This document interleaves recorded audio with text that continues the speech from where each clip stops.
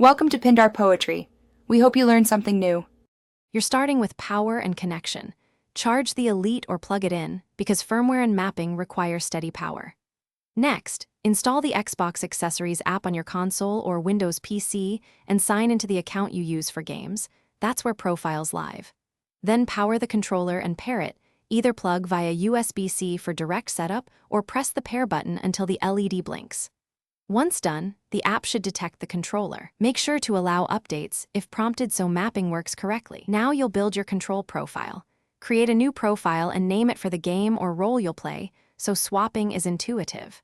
Remap face buttons, paddles, and triggers to reduce reach and speed up combos.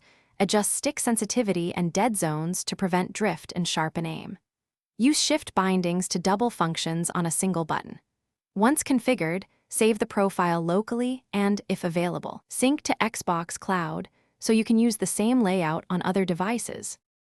Finish by fine-tuning and testing in-game.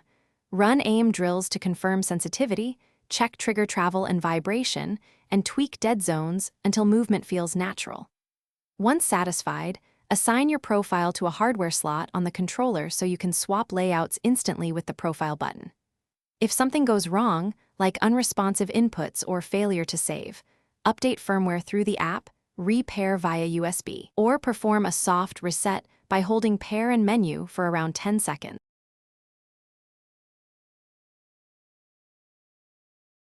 Thanks for watching. Consider subscribing if we helped you.